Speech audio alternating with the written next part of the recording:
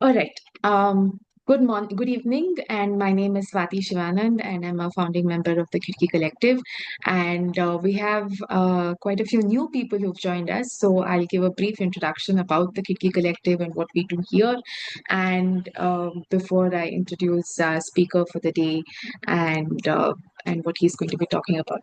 So we at the Khidki Collective are a group of people who volunteer for to organize public conversations around the around. We've until now done it around the Deccan. So we've organized the Deccan Conversations, which is a long continuing series where we have scholars who work on the Deccan come and talk about their work. And we've done 10 such public conversations. We also organize book talks, which are broadly around the Deccan region. We've done public writing series. So two of our series have been published in the News Minute. This is a curated set of articles from various scholars who've been working on the Deccan. So we've published around the ideas of belonging in Deccan and around the 1948 police action and the multiple perspectives with which people have approached this particular momentous event in the Deccan region. We've also last year organized a public writing workshop.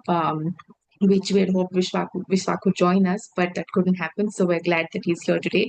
So the public writing workshop was essentially around organized because when we curated this set of articles, we realized that academics don't quite have the wherewithal to actually write for public and in a way that's accessible while not being too simplistic.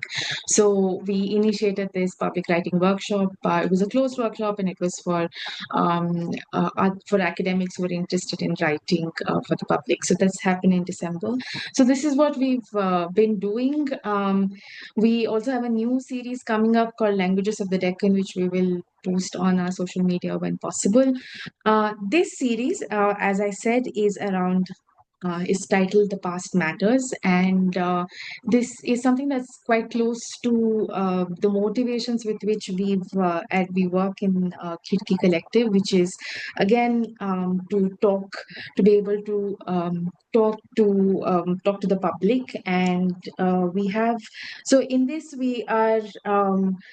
Past Matters, a public history series. We are trying to take forward the motivations with which Khidki Collective was started. So we are looking at matters of history, culture, and politics, all of which have a public life and aren't necessarily limited to the domain of academics.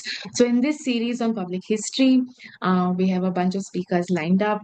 And we hope to be able to document the important work around public history that's taking place in India, map its role in the contemporary political moment, and also explore the field's possibilities and limitations.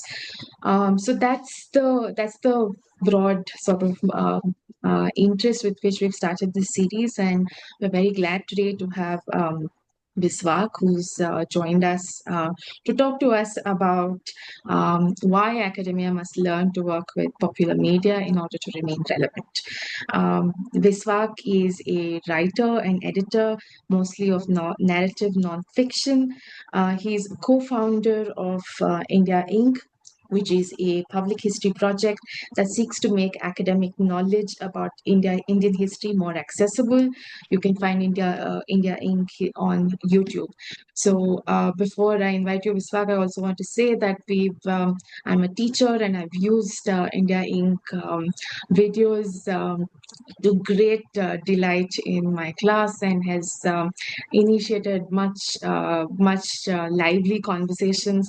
And the fact that at the end, or in the description, you have sources where you've taken various arguments from, that is something that I make sure to show my students, that this is not just a random video, but one that's deeply researched. And so it's been a great resource for us. So thank you for joining us here, and over to you. Thank you for that introduction, and yeah, for saying that about India Inc. It really feels great to know that it's been useful to people. So I'll just dive right in. The title that I gave to this talk, that academics must learn to work with popular media in order to remain relevant. Um, it is a bit perhaps provocative, and that was intentional. As someone who is not an academic, I'm a journalist myself. Being invited to speak to an audience that I assumed would be primarily academics, I felt my time and effort would kind of best be used by saying some things that stretch the boundaries of what is acceptable to say in academia.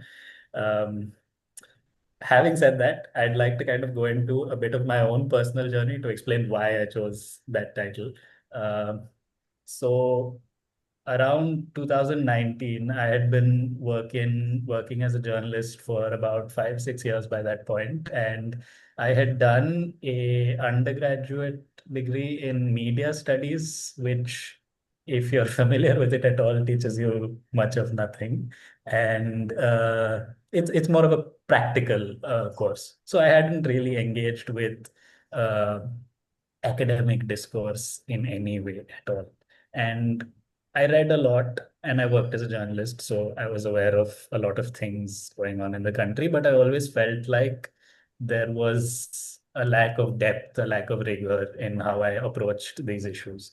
And so I really wanted to do a master's, to really dive into what all the scholars have written and so on. And so I got into a master's, and my mind was blown. There is so much out there about, and my area of interest was history and politics. And there's so much out there about Indian history and politics that I had just never encountered before. And these things that I was reading, they completely challenged uh, every notion that had come to me through normal, popular sources of historical knowledge, which would be like either textbooks, movies, or like, I don't know, popular books, things like that, or even what's there in mainstream media in the op-ed pages. So there's just so much more depth, so much more nuance in the academic texts that I was reading. Um, like even if you consider colonialism as an example, the everywhere else I had encountered colonialism in this very flattened way, white man bad, brown man good. But when I read the text, you encounter how much more there is to it, and how some brown people were extremely bad as well. And maybe some white people were not so terrible, but also there was so much unintentional, uh, you know, uh, horrible things that were going on, and so many intentional things, and how they all interact. Anyway, I'm digressing here. The point is, my mind was blown. But this was simultaneous with also like a deep frustration that I was experiencing, because everything that I was reading was extremely dense, extremely inaccessible in terms of just like it was a chore to read these things. I was excited because of the content, so I persevered, but it was so hard. And it's not just the form, it's like all of this knowledge is locked away behind these journals, which are super expensive to access. I had access through my university, but otherwise I would never have been able to access these things. Uh, so so I was deeply frustrated by the fact that, like, this knowledge, which is should be the right of every Indian, because it is the story of where we come from, and how we came to be, is actually denied to ordinary people, and it's kind of kept locked away. So when I finished that master's, that kind of became the motivation to start India Inc. It was to kind of take what is there in academia and translate it so that uh, people who are not inside these spaces can also understand them. So just to briefly explain what we did with India Inc. as a public history project, we did explainer videos, and we did some listicles that was on a website which is now defunct, but they're still on Instagram. There's a version of them still on Instagram if you want to check them out. But the core idea was to take complex ideas and arguments, boil them down into the simplest form, and explain it in an engaging way. And the videos were really like the big bulk of the work we did. We produced 8 videos in 1 year. And it's been 5 years since we stopped working on the project. But I think like cumulatively, all of those videos have about 1 million views. Um, and three of us worked on this. Two of us worked on it full time, and one person was part time. And it still, like, even though it's been 5 years since we put out anything new, we still keep getting messages and emails asking what happened to the project. Have you been threatened by someone? Has the government done something? Uh, and I'm not saying this to like toot my own horn, but the point I'm trying to make here is there is a huge audience for this kind of content. Uh, there are a lot of people out there who are frustrated with the misinformation that is being peddled in the name of history, but they do not have the time to read journals or even books for that matter, even popular history books. They don't have the time to read Dalrymple either. They need easy to consume content that is also trustable. You know, these are not the people who are happy with the WhatsApp history nuggets. They want something that they can trust, but they also don't have the time and energy to put too much effort into it. So they are seeking history that is told in an engaging manner, but is also academically sound. Unfortunately, academia currently is just not set up to answer this need at all, this very vital, pressing need. Um, the world of knowledge production, and in this I include like academia, maybe the news media, book publishers, all of this, this complex of knowledge production has worked in like very fixed ways for say roughly a century now. And the models that they operate by evolved a long time ago, and they've just kind of stayed in place for a long time. In the last 10 years, with the cementing of the internet in a very central place in our lives, these models, especially in the news media, has had its economic model completely destroyed, shattered. And that crisis is kind of undeniable. You cannot escape it. And therefore, journalists have been scrambling to figure out new ways of telling the news in which people will actually listen and care about it. Uh, in academia, it seems more like, I mean, this is my viewpoint as someone who's outside of academia, but it seems like it's more like business as usual. Yes, public funding has reduced, and um, there are repercussions of that. But largely, the economic model is still intact. People want degrees, and they're willing to pay big money to get it. And there is a huge relevance for those pieces of paper. So the source of money hasn't really been disturbed. And so it seems like academia is kind of continuing in that same model. But just because the economic model hasn't been disturbed doesn't mean there's been no damage. The damage, I think, has come in terms of how disconnected and how irrelevant academic research has become to public discourse. Public discourse is now just completely dominated by misinformation.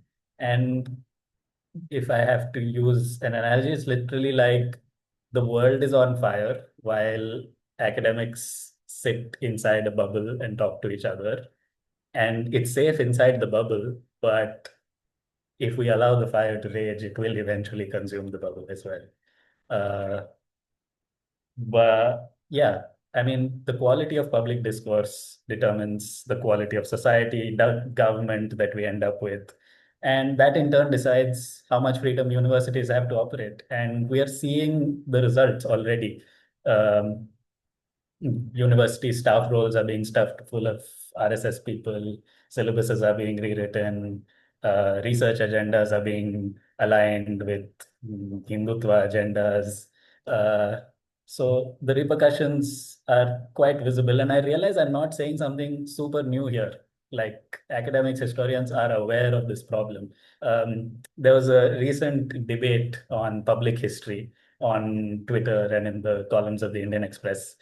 I try to avoid Twitter these days, but I read the articles in the Express. For those of you here who didn't follow it, I'll just very quickly summarize it. William Dalrymple said Indian academics are sitting in their ivory towers and not engaging with the public, and therefore WhatsApp history has spread and become a huge problem.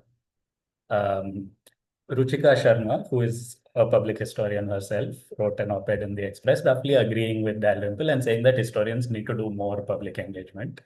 Uh, Samyak Ghosh, who is an academic at NLS, I think, more or less disagreed completely with the first two and said historians are doing enough. And the spread of what WhatsApp history, I quote, is down to a larger erosion of a culture of public learning, of learning.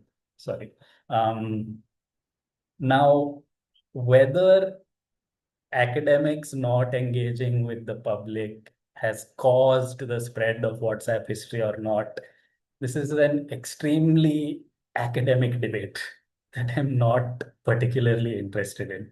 I am more interested in what can be done now to fight the rise of WhatsApp history, which everyone agrees is a threat. All three of these people will agree. And no one can disagree that the answer is more public history. Um, so there was another article in this series written by Vanya Bhargava, who is also at NLS, I think.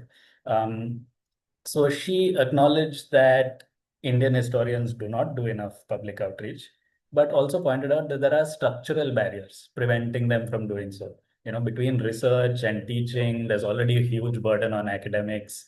That they're kind of suffering under the publish or perish threat. So where will they find the time and energy to do public outreach, which is totally fair. Um, this is where I would suggest that academics need to start working with journalists, with filmmakers, with social media influencers, anyone who is a specialist communicator. Because I think communicating in a way that enables mass outreach is a specialist skill, just like research and teaching. Um, Journalists are trained in it, and I feel like historians and more at large humanities academia kind of needs to learn a little bit from the world of science communication, where an interface has been built between academia and media, where there is a constant flow of information. And the world benefits because of that. It's not that there's no scientific misinformation out there, but at least there is a channel from the university to the newspaper. Um, so yeah, I feel like historians need to use the institutional power that universities give them to encourage the creation of dedicated spaces for history in the popular media. This could look like a fellowship or an award for popular history writing, or it could look like events like this very event, or it could look like regular press releases on new research. It's such a simple basic thing. If an email lands up in the inbox of an editor or a reporter, that is so much more likely that that paper that years of research have gone into is likely to reach ordinary people out there than if that simple step is skipped. Um, yeah, or it could even look like collaborating directly with journalists or with filmmakers or with social media influencers on creating content that reaches the masses. India Inc. also kind of tried this in a couple of projects, and the results were a bit mixed. But I think this is a line of action worth pursuing. There is promise uh, to be explored in this line of action. Um, I want to offer a provocative thought here. Academia's entire emphasis, as far as I understand it, is on discovering something new. Like, find the gap in the literature and say something new, which no one has ever said before. I would like to suggest that perhaps in the world that we are living in right now, where we are awash with information, but are struggling to filter it, there is as much value in acting as a curator, a translator, a remixer, a communicator of history as there is in finding something new about history. Um, Remixing content in this way kind of extends its life, brings new audiences through new mediums. Um, just to give you an example of what I'm saying, I mean, if you take history, mix it with a bunch of myths, and make a Bollywood movie out of it, you have mass engagement suddenly. But that same movie, the memes that are made on that movie will likely reach even more people than the movie. And in time, those memes will change minds, and they will influence public discourse, and they will change society. It's unfortunate, but it's true. Uh, I am not trying to say that there is no value to research. That would be extremely stupid of me. But I'm saying knowledge production is becoming useless without knowledge dissemination. And academics need to start working to create structural solutions that prioritizes this fact. Um, those are the kind of broad theoretical points that I wanted to make. If and now I want to kind of shift track. If for those who are interested in actually kind of working on public history projects, I just wanted to share some practical insights that have come out of my work with India Inc. Um, for me, I would say when approaching public history, the most important thing is making the content that you are producing relevant and relatable. So you need to be able to kind of define who your audience is, put yourself in their shoes, and answer the question of why they should spend 5 or 10 minutes of their lives engaging with what you're producing. In this battle for attention that we're all engaged in, if you cannot answer that question, everything else that comes after that becomes a bit pointless. With history, I really believe this isn't hard. These are the stories of where we come from, the stories that tell us why our country works the way it does. Everyone has a latent interest in these stories.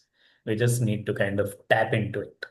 Um, the second point I would like to make is about accessibility of the content itself. Um, I think communicating things in the simplest manner possible, in a way that will reach the widest audience possible, is of primary importance. Um, when I was starting India Inc., one of my main motivators was that as a journalist, everything that I had written, my parents had never read. And I really wanted to create something that would engage my mother. Uh, Not just in both its form and its content. So I wanted to ask a question that she would be interested in, which is why history.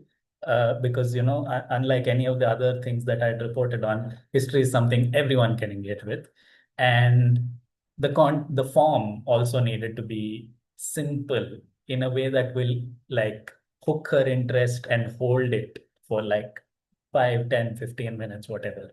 And this was really my yardstick while deciding on a lot of content that India Inc. produced. And I really think speaking to people, again, it's similar to the point I made earlier about situating oneself in the milieu that one is addressing and speaking to them in ways that connect to them, using as many metaphors and examples from everyday life as possible, so the audience feels like the story involves them. It's not something external to them that is being preached to them.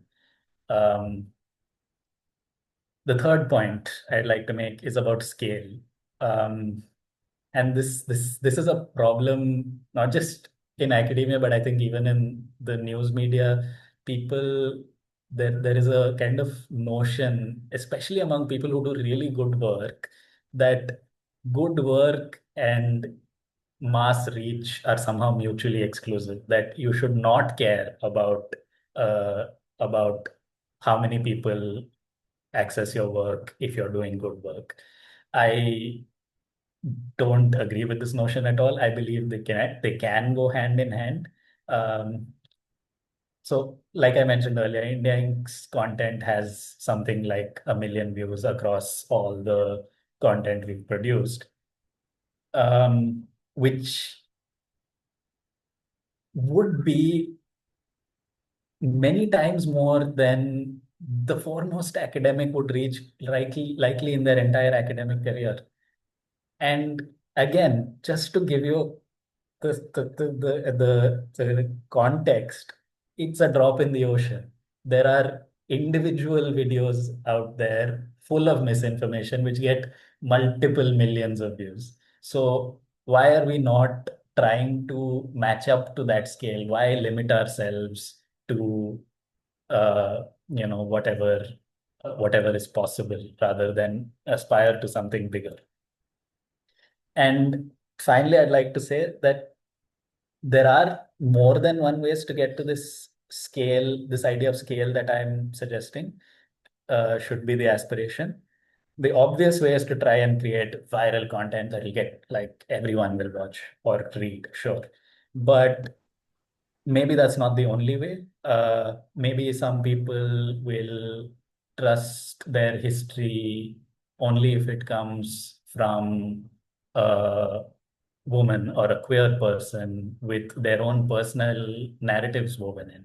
Maybe some people want their history with a recipe, a food recipe mixed into it. Maybe some people want humor. Um, I think there is room for all kinds of methods to reach different pockets of interest and build scale not individually but together uh, across these pockets of interest. Yeah, I mean, it is a bit optimistic, but reality is often very limiting, and I think we need to dream more. So these are maybe some dreamy ideas. Yeah, those are some broad points that I wanted to share about insights that came out of India Inc. I am happy to go into specifics of any of these if anyone's interested or any other areas. Yeah, I think that concludes whatever I've prepared. I'd love to have a discussion if people are interested.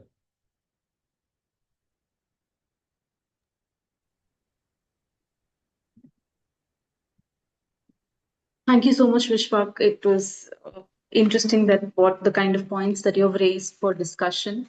I will just, for the audience who've just joined, I will just give like an overview of the talk, and we will open up the stage for Q&A. So the talk that Vishwak just gave us, and drawing from his experience with from personal and professional experience of being in academia, engaging with topics of interest like history, and becoming moving on to producing content which is based on popular history. we kind of get a glimpse into the importance of why academia needs to be more open to public conversations. So academic knowledge increasingly being kept and inaccessible and locked away in closed university spaces, or um, even journals which are not actively accessible. And whereas what Vishwak has been telling us is to kind of is to look for a converging point between popular media and academics, where we kind of think in the lines of how science communication has progressed, where journalists and both scientists were trained in communicating science to the larger public. There is a necessity to engage larger public with history as well. History being the common denominator for all of us to kind of come together. And yeah, what moving away from academics emphasis on discovering what is new or finding out the gaps, to moving towards being curators or communicators or translators of history. That is something that I would like to hold close, and also look for more uh, um, different kinds of ways. The thought that we just ended the conversation was to think of how the kind of content that we produce, whether it be it an article or a video or anything that we write, shoot, produce, needs to be diverse, not just in form, but also in content, or the audience that it is aspiring to kind of communicate to. And it should also be catering to the larger interests of these diverse set of audiences.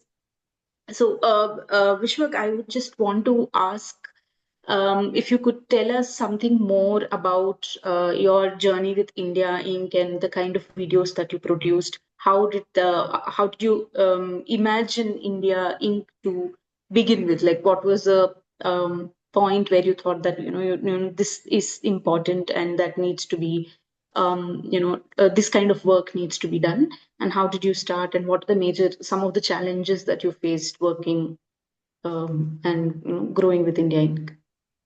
So, like I said, the starting point was my engagement with uh, academic history during my master's, where, like I described, this uh, simultaneous experience of feeling enlightened at the same time as being deeply frustrated, uh, and wanting to do something about that, wanting to fix this problem of accessibility.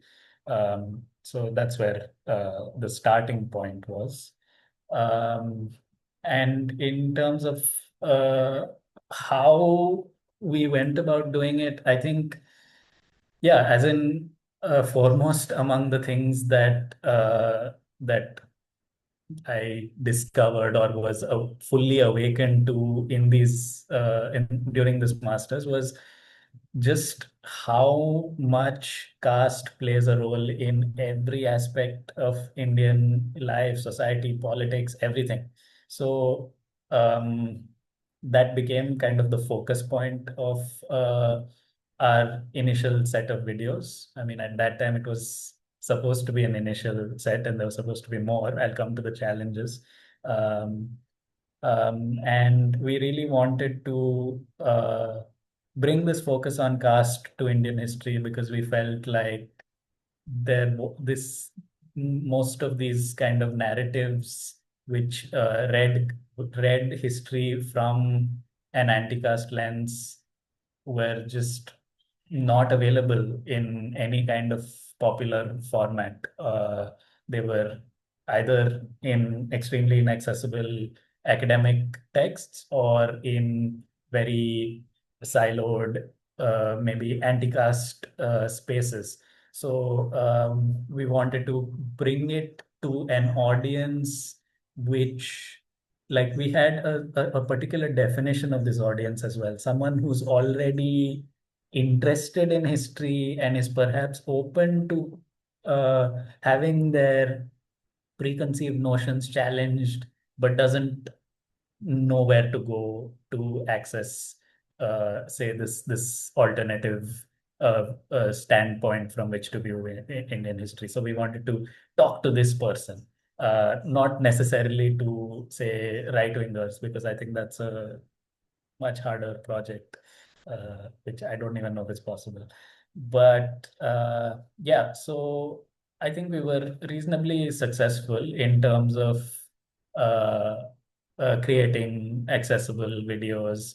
My parents watched them and understood them and enjoyed them. So I think at least on one level, I felt successful.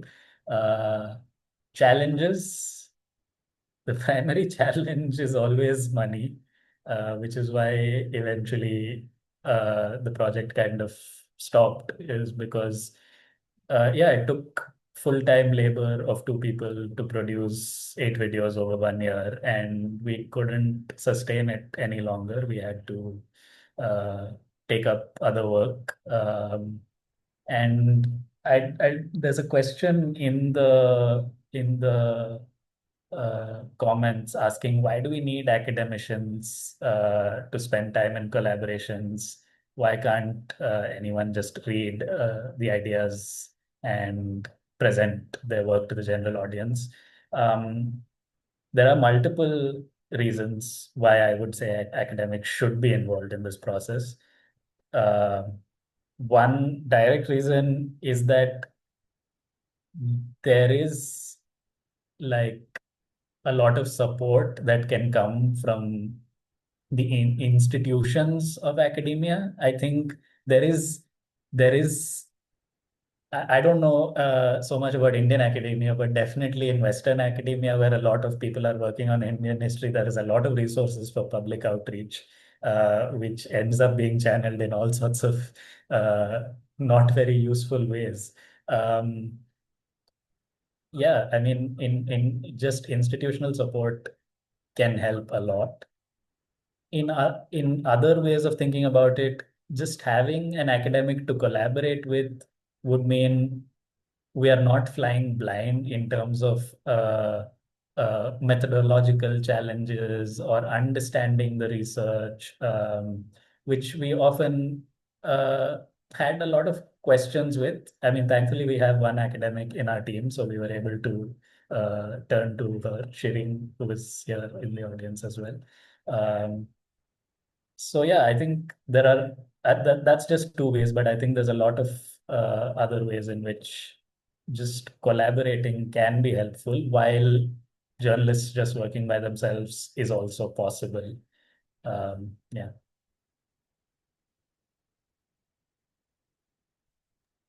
I think there's one more question. Yeah. There's one more question on the. Yeah. Have you It's about encountered any language. challenges when it Language. comes to language while communicating to wide audience? I think the biggest challenge is that we are a country of so many languages. Ideally, we should be communicating in more than just English. Uh, but unfortunately, again, the constraint is resources. Uh, Within our team itself, we had uh, only one person who speaks, say, Hindi, which is probably uh, the first language anyone tries to tackle when you think of doing it in a vernacular regional language. Um, and to support creation, translation of existing content into multiple languages would take so much resources, which, yeah, we just couldn't put into it. I really feel that is the real barrier, resources. Otherwise, work can be done.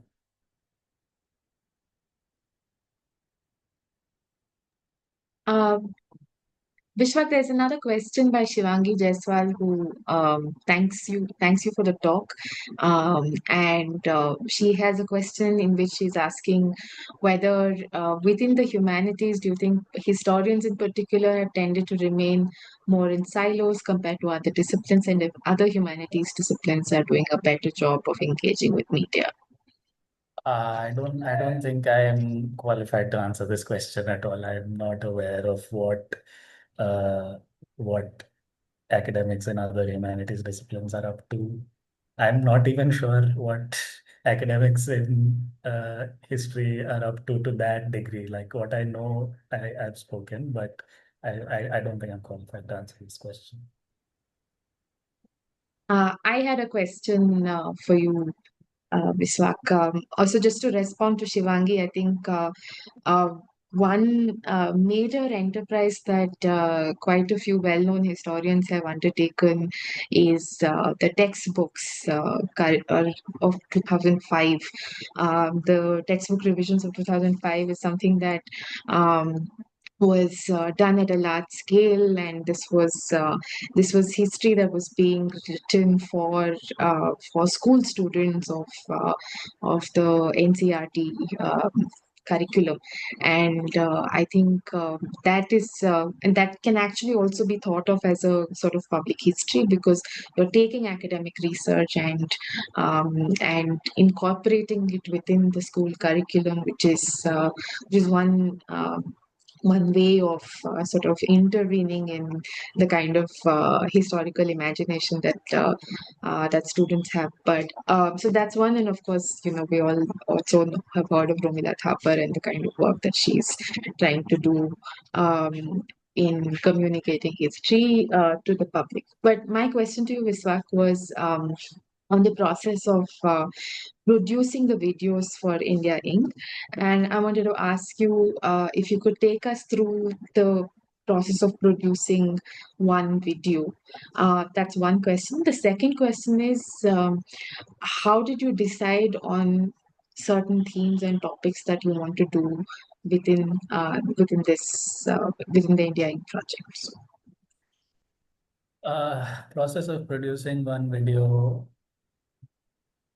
I mean, I guess we could start with the selection of the themes, which was again largely an outcome of uh, what I had engaged with during my master's and what were some popular uh, discourses and questions around caste that were floating around on the internet at the time. So um, things like we did a video on just the idea of reservations, which is like the never-ending debate with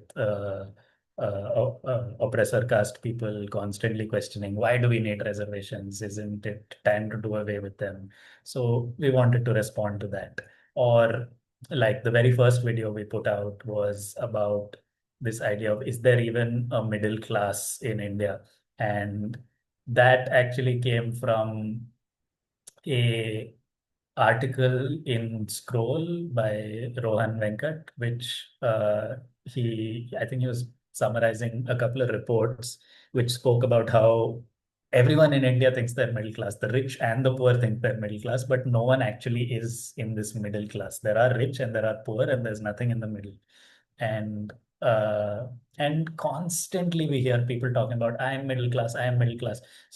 So every video that we picked up, the topic that we picked up, tried to touch on some kind of very popular notion that exists, whether it's this idea of reservations should be scrapped, or we're all middle class and we are oppressed by the government or whatever, and challenge these very popular notions using very solid academic research, like reading extensively. So then I guess gets into questions of process.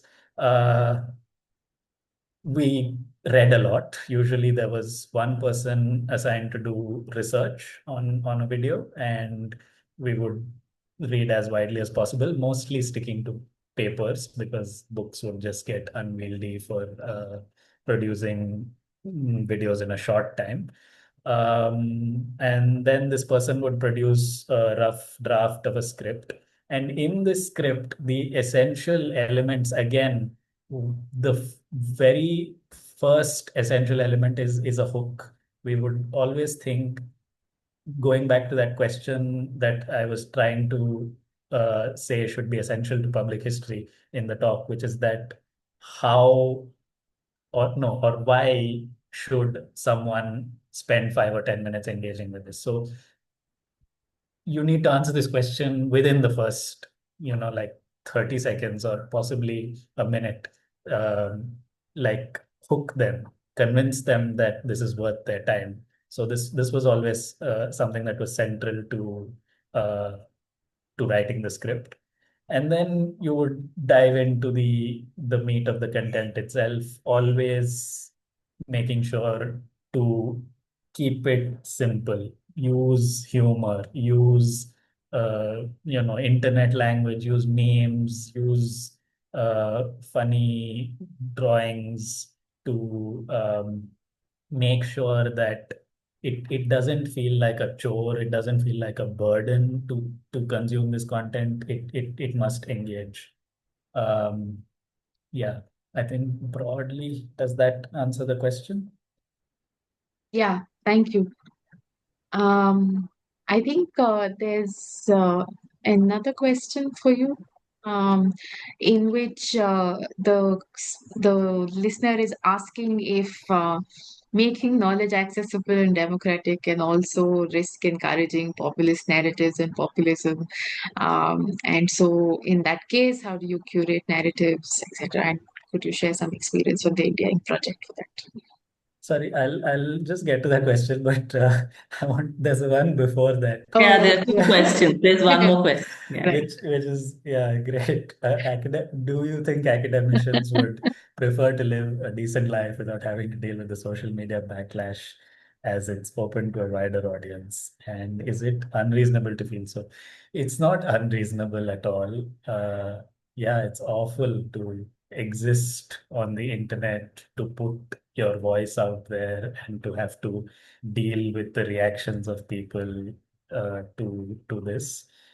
Uh, yeah, I don't think that, this is not going to ever become mandatory for academicians, right? Like it's only people who feel called to some kind of mission to contribute to the public discourse, to shape, to fight the battle that is on today, to preserve, uh, the space for academic history, that are going to end up taking this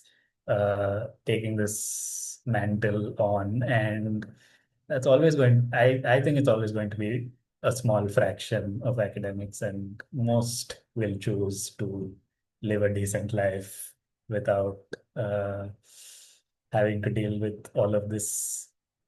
Is it unreasonable? No, but I hope more people join the fight. Otherwise, in the long run, there's not going to be space for even that decent life to exist. Yeah, coming to that next question. Using popular media can help make knowledge more accessible and democratic, but does that also risk encouraging populist narratives, populism? In this case, how do we curate narratives? Yeah. I don't know if accessibility and populism go hand in hand. They can, but I don't think they're like necessarily go hand in hand. Uh, it can, you could use inaccessible media as well. I don't know, to justify a popular case. Um, I'm trying to think more about this question. Maybe we can come back to it. Is there any other questions?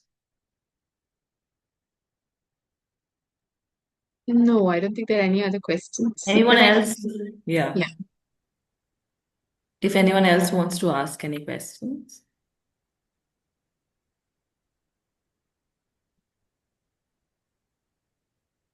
But if I may just add to that question, I think what India Inc. has done is to actually steer us away from this kind of populist narratives and populism while using very accessible language. And I think what you talked about internet language as well as humor are ways in which it can it can reach a wider audience without necessarily. And I just, as a teacher who shows these videos around caste and the middle class and census, etc., the caste census, what I also emphasize is is what you show in the captions, in which you cite every argument you make, right? And I think that's really something that's quite crucial for us to pay attention to, because that's not available in populist narratives or in populism as such. And because that's where you give an opinion.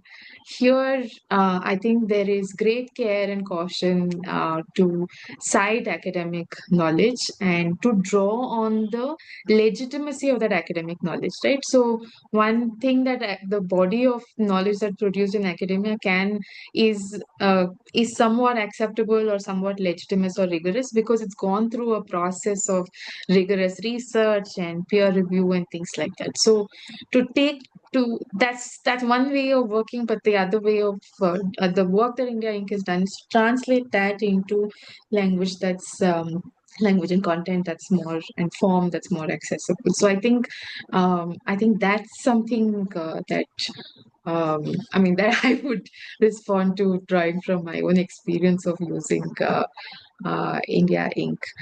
Shireen's asked us, Yamini and Himabindu, Yeah. to I think talk we'll come about to that popular later. There history. are a couple of Yeah, more questions. sure. Somebody has raised their hand. Can we? Yeah, so Yeah, yeah. we can have, Varya, yeah, do you want to yeah. unmute yourself and speak? Yeah. Go ahead, Varya. Okay, hi. So I had one question. This is something that comes up a lot when it's like people from our generation talking about the simplification of topics that are extremely serious, and they talk about how watering down those topics are harmful to the people that is are being talked about, right? So what do you think we can do to like prevent that? Prevent to make people understand the seriousness of the situation in an easier way, if that makes sense. Sure. I guess you're saying like in trying to make it accessible, we shouldn't simplify away the nuance, and how do we not do Yes, that? yes, the nuances and the consequences that these situations have on people. Like in the process of simplification, we leave out the different arguments and we leave out the different, points of views. I feel like a lot of these Instagram influencers, not influencers exactly, but people who do talk about these topics, they kind of don't take it seriously, if that makes sense. Like, this is a nuanced topic. This is something that has different opinions, has different things. Even if you don't agree with the opinions, I think you have to like include it in the video. Like, what do you think should be done in situations like this? This is a very complicated issue, and we kind of encountered it many times ourselves in that, like,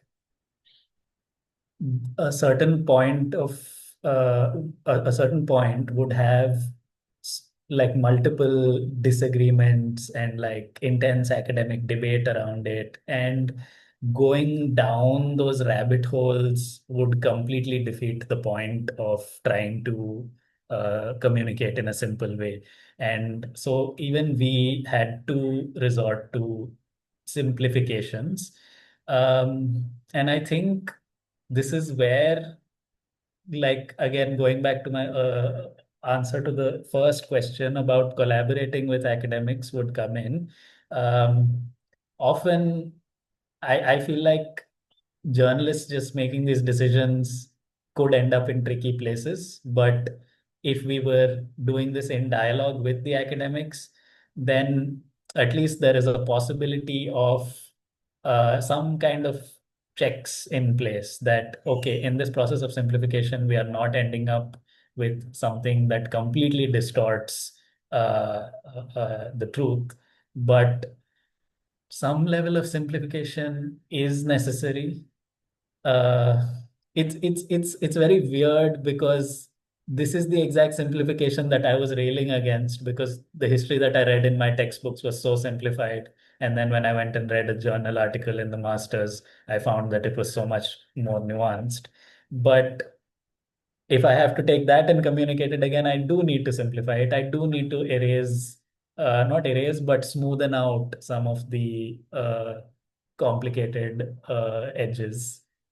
But yeah, I think more academics being involved in that process and some dialogue happening in that process would really help in making sure it doesn't go too far. Okay, thank you. Thank you for answering my question. There's one question in the chat box. At what point should academics begin to collaborate? Is it when And they have original research? I'll read it out. At what point should academics begin to collaborate and start outreach? Is it when they have original research to share a lot, or a lot of experience within academia extra? At what point, basically? This is I don't know. I mean, I think, yeah, if you have original research, that's amazing. That could be a point to start. Or if you just have a viewpoint on the research that exists already, that's also a place to start. If you just read a lot and think, some aspects are like underemphasized. Like, I feel like, yeah, for as an academic, whatever I am aware of or whatever brief experience I have with it, you can only write if you have something new to say. But what if you have, you read five people who've come before you, and you think there is something super valuable there, and you just want to share that with the world. That's a great point to start communicating, collaborating as well.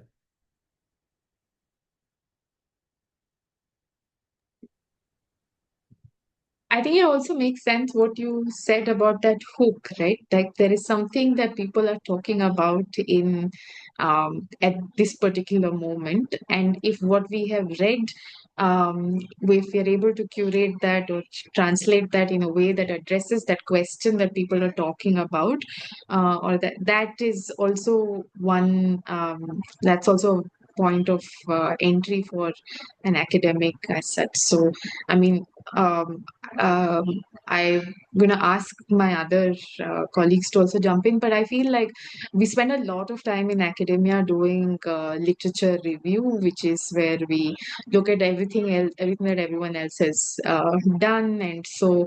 And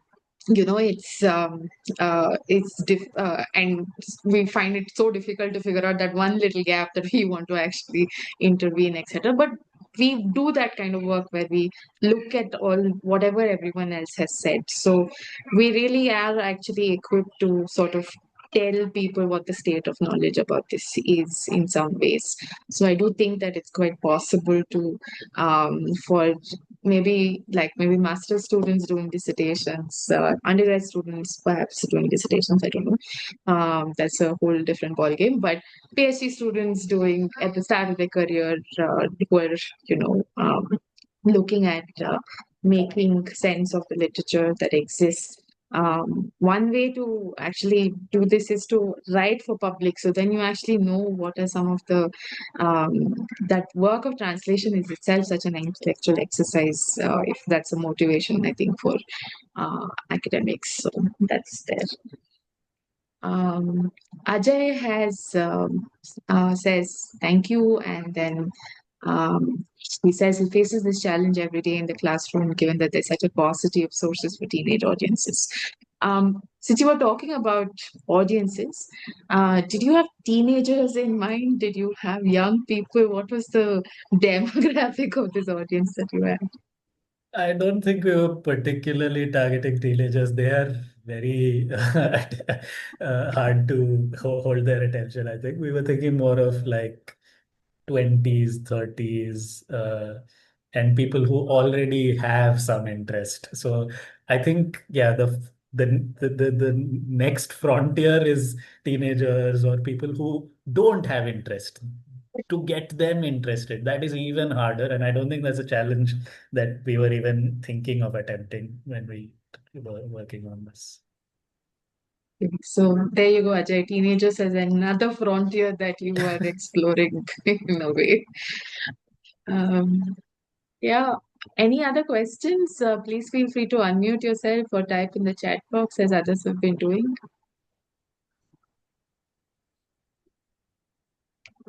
Okay. If nothing else, does Himabindu or Yamini want to talk about Shireen's question to us?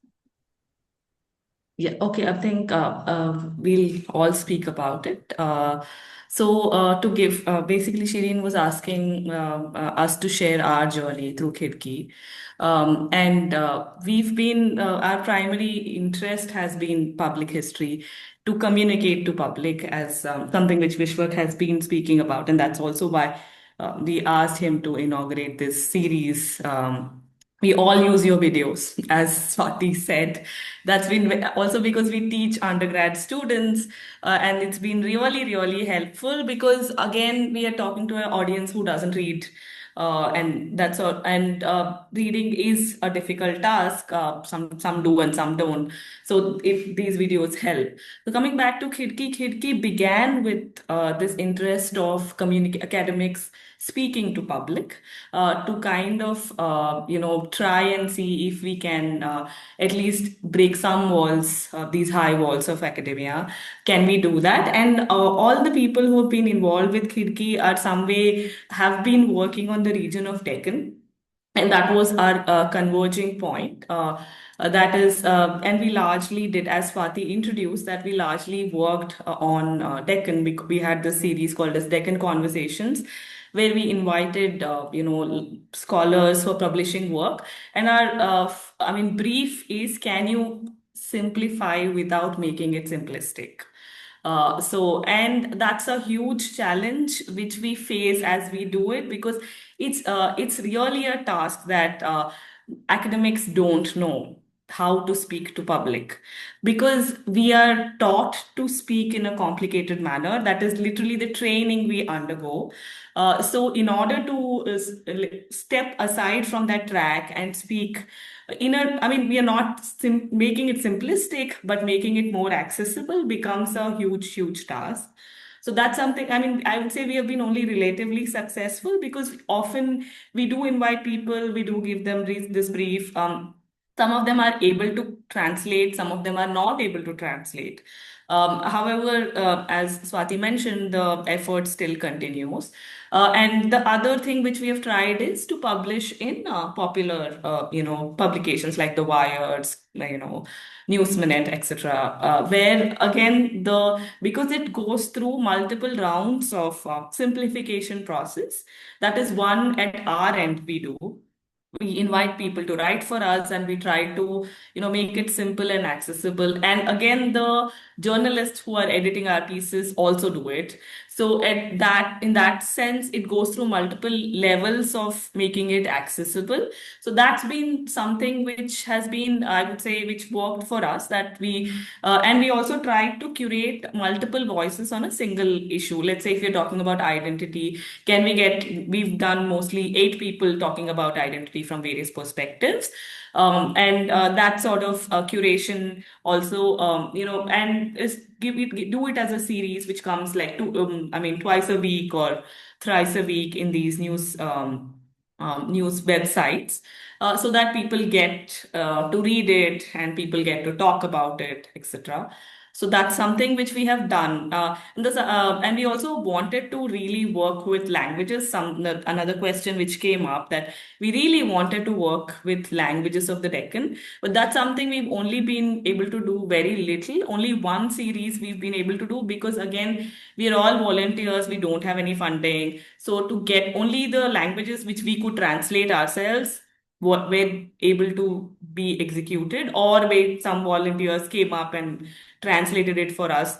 But again, something which we discovered, was that this is a completely new audience altogether, and there is a lot more engagement in language, let's say non-English languages, than let's say English language, because we had people who were like essays which were in response to our essays which were being published. Some of them were completely like dismissive, some of them were like probably from the complete right, all that, but still that was generating a lot more discussion than what was happening in English. So that was a great learning for us, that languages is something probably we should be doing more, but it's a huge challenge because firstly to write in English and then again translate not just our pieces but all these other 8 pieces into those languages becomes a lot of work.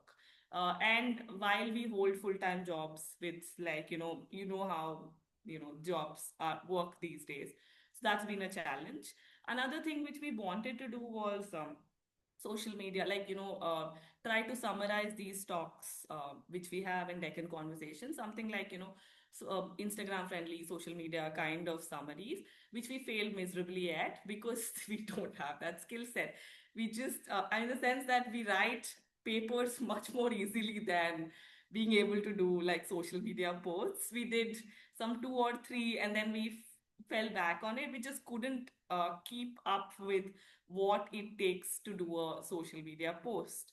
And I mean, I'm talking about myself. It's a huge lack of skill set, I would say, that to be able to do a engaging, because there's so much more to it. There's graphics, there's colors, there is lots of like you said, maybe using memes.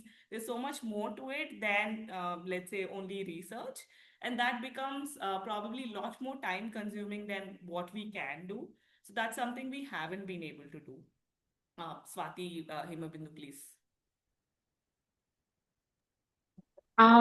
Yeah, I just want to continue with what Yamini was saying, which is about the translation into different languages. So, we did a series on looking at the multiple perspectives around the 1948 police action, because there is so much set public discourse around the Nizam's Hyderabad and its feudal, Islamic, barbaric nature, etc. And and the fact that the Indian Union of that time taking over Hyderabad was the best thing that could have happened to Hyderabad, is the general sort of public discourse around it. But so many academics from various vantage points have looked at how this 1948 police action was actually not so not so straightforward, the narratives. And so we wrote this in English and we had this translated. So we had this translated into Kannada and we published it. It was published it in this widely circulated newspaper called Varta Bharati. And we actually had we had calls from people who said that this was entirely new knowledge. And this was actually Kannada academics and like public intellectuals who reached out to us and said that this was new knowledge that they had never encountered before, because this is not something that's present within Kannada academia or Kannada intelligentsia as well.